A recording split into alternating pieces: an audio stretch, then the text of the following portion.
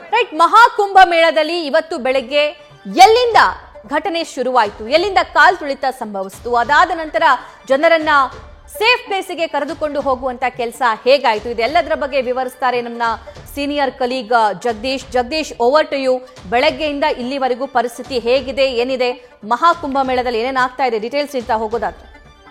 Thank you ಸಭಾ. ಈಗ ನಾನು ಮಹಾಕುಂಭ ಮೇಳದಲ್ಲಿ ಬೆಳಗ್ಗೆ ಆಗಿರ್ತಕ್ಕಂತಹ ಕಾಲ್ತುಳಿತ ಹೇಗಾಯಿತು ಮತ್ತು ಯಾವ ಸಂದರ್ಭದಲ್ಲಾಯಿತು, ಯಾವ ಏನಂದ್ರೆ ಏರಿಯಾದಲ್ಲಾಯಿತು ಅನ್ನುವಂತಹ ಕಂಪ್ಲೀಟ್ ವಿವರಗಳನ್ನ ವೀಕ್ಷಕರಿಗೆ ಈ ಒಂದು ಸ್ಕ್ರೀನ್ ಮೂಲಕವಾಗಿ ಕೊಡುವಂತಹ ಕೆಲಸವನ್ನ ಮಾಡ್ತೀನಿ.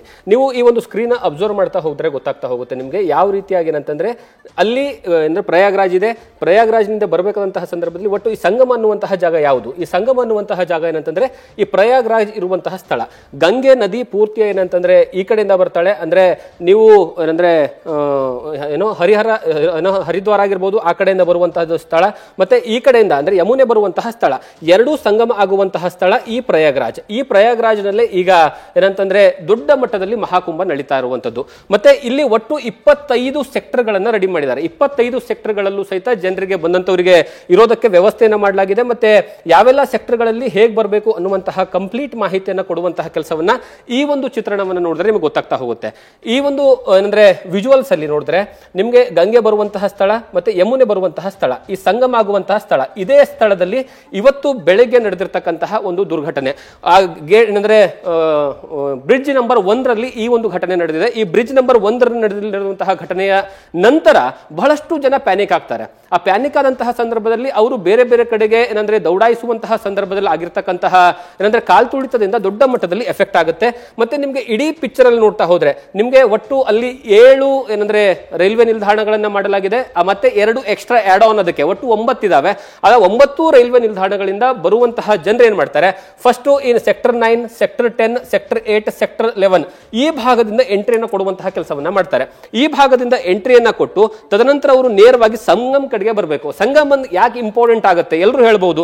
ಈ ಗಂಗಾ ನದಿಯ ಏನಂದ್ರೆ ಆರಂಭಿಕ ಹಂತದಲ್ಲೇ ನಾವೇನಂದ್ರೆ ಸ್ನಾನವನ್ನ ಪುಣ್ಯ ಸ್ನಾನವನ್ನ ಮಾಡಬಹುದು, ಅಥವಾ ಯಮುನಾ ನದಿಯ ಪಕ್ಕ ಅಂದ್ರೆ ಸೆಕ್ಟರ್ 23 ಅಥವಾ ಸೆಕ್ಟರ್ ಏನಂದ್ರೆ 1 ಏನಿದೆ ಆ ಭಾಗದಲ್ಲೇ ಏನಂದ್ರೆ ಸ್ನಾನವನ್ನ ಮಾಡಬಹುದು. ಆದ್ರೆ ಯಾಕೆ ಜನರು ಮಾಡ್ತಾ ಇಲ್ಲ, ಅದನ್ನ ಹೊರತುಪಡಿಸಿ ಸಂಗಮ್ಗೆ ಯಾಕೆ ಬರ್ತಾ ಇದ್ದಾರೆ ಅಂತಂದ್ರೆ ಈ ಸಂಗಮ್ ಅನ್ನುವಂಥದ್ದೇ ಬಹಳಷ್ಟು ಪವಿತ್ರವಾದಂತಹ ಸ್ಥಳ.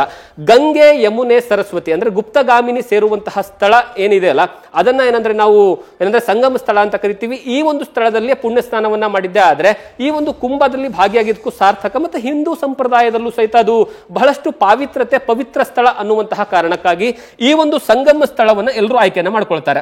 ಹಾಗಾಗಿ ಈ ಸ್ಥಳಕ್ಕೆ ಬರುವಂತಹ ಕಾರಣ ಸಂದರ್ಭದಲ್ಲಿ ನಡೆದಿರುವಂತಹ ದುರ್ಘಟನೆ ಅದು ಬೆಳಗಿನ ಜಾವ 3:30 ಇಂದ 4:30 ಸಂದರ್ಭದಲ್ಲಿ ಏಕಾಏಕಿ ದೊಡ್ಡ ಮಟ್ಟದಲ್ಲಿ ಜನರು ಆ ಒಂದು ಸ್ಥಳಕ್ಕೆ ಎಂಟ್ರಿಯನ್ನ ಕೊಡ್ತಾರೆ. ಆ ಕೊಟ್ಟಂತಹ ಸಂದರ್ಭದಲ್ಲಿ ಎಲ್ಲರೂ ಎಕ್ಸ್ಪೆಕ್ಟೇಷನ್ ಏನಿತ್ತು ಅಂದ್ರೆ ಇವತ್ತು ಇರುವಂತಹ ಏನಂತಂದ್ರೆ ಅಮಾವಾಸ್ಯೆ ಏನಿದೆ, ಅಮಾವಾಸ್ಯೆಯ ಸೂರ್ಯೋದಯ ಆಗುವಂತಹಕ್ಕಿಂತ ಮುಂಚಿತವಾಗಿ ಅಂದ್ರೆ ಸೂರ್ಯೋದಯದ ಸಂದರ್ಭದಲ್ಲಿ ಒಂದು ವೇಳೆ ಪುಣ್ಯ ಸ್ನಾನವನ್ನ ಮಾಡಿದ್ದೇ ಆದ್ರೆ ನಮ್ಮ ಪಾಪಗಳೆಲ್ಲವೂ ಸಹಿತ ಪರಿಹಾರ ಆಗುತ್ತೆ ಅನ್ನುವಂತಹ ನಂಬಿಕೆ. ಮತ್ತೆ ವಿಶೇಷವಾಗಿ ಈ ಒಂದು ಸಂದರ್ಭವನ್ನ ಏನಂದ್ರೆ ಬಹಳಷ್ಟು ದಿವಸಗಳಿಂದ ಕಾದು ಈ ಒಂದು ದಿನಕ್ಕಾಗಿ ಬಹಳಷ್ಟು ಜನ ದೇಶದಿಂದ ಆಗಿರ್ಬೋದು, ವಿದೇಶದಿಂದ ಆಗಿರ್ಬೋದು ಬಹಳಷ್ಟು ಜನ ಭಕ್ತಾದಿಗಳು ಬರುವಂತಹ ಸ್ಥಳ ಈ ಒಂದು ಸ್ಥಳದಲ್ಲಿ ಸ್ನಾನವನ್ನ ಮಾಡಬೇಕು ಅಂತ. ಮತ್ತೆ ಕಳೆದ 2-3 ದಿವಸಗಳ ಮಾಹಿತಿಯನ್ನು ಕೊಡ್ತಾ ಹೋದ್ರೆ ನಿಮಗೆ 2-3 ದಿವಸಗಳಲ್ಲಿ ನಿರಂತರವಾಗಿ ಕೋಟ್ಯಾಂತರ ಜನ ಬರ್ತಾ ಇದ್ದಾರೆ. ನಿನ್ನೆ ಒಂದೇ ದಿವಸ 4.5 ಇಂದ 5 ಕೋಟಿ ಜನ ಅಲ್ಲಿ ಪೂರ್ತಿಯಾಗಿ ಏನಂದ್ರೆ ಸ್ನಾನವನ್ನ ಮಾಡಿರುವಂತದ್ದು. ಇವತ್ತು 10 ಕೋಟಿಗೂ ಹೆಚ್ಚು ಜನ ಈ ಒಂದು ಸ್ಥಳದಲ್ಲಿ ಪೂರ್ತಿಯಾಗಿ ಸ್ನಾನವನ್ನ ಮಾಡೋದಕ್ಕೆ ಪ್ಲಾನ್ ಮಾಡ್ಕೊಂಡಿದ್ರು. ಆದ್ರೆ ಅಂತಹ ಸಂದರ್ಭದಲ್ಲಿ ನಡೆದಿರತಕ್ಕಂತಹ ದುರ್ಘಟನೆ. ಸಭಾ ರೈಟ್ ಜಗದೀಶ್, ಥ್ಯಾಂಕ್ ಯು ಡೀಟೇಲ್ಸ್ಗಾಗಿ. ನ್ಯೂಸ್ ಫಸ್ಟ್ ನಿರ್ಭೀತಿಯಿಂದ ನಿಮ್ಮ ಪರವಾಗಿ.